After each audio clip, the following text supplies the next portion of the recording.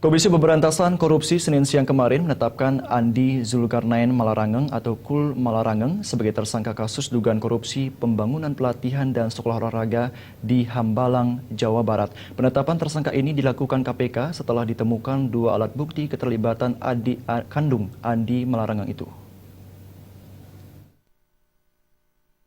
Komisi Pemberantasan Korupsi KPK ternyata belum berhenti mendalami kasus korupsi pembangunan pelatihan dan sekolah olahraga di Hambalang, Jawa Barat yang sempat menjadi perhatian publik. Hal itu terbukti dengan ditetapkannya Andi Zulkarnain Malarangeng atau Coel Malarangeng sebagai tersangka dalam kasus ini.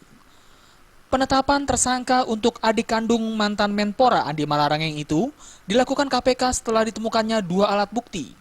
Pelaksana Harian Kepala Biro Humas KPK, Yuyu Andriati mengatakan, Coel diduga melakukan penyalahgunaan wewenang dan memperkaya diri sendiri, orang lain, dan korporasi sehingga mengakibatkan kerugian negara.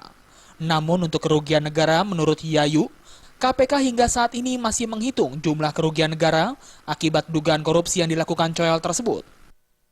Terkait proyek pembangunan atau pengadaan atau peningkatan sarana dan prasarana pusat pendidikan dan sekolah olahraga di Hambalang tahun anggaran 2010-2012, penyidik KPK telah menemukan 2 alat bukti yang cukup untuk menetapkan AZM swasta sebagai tersangka.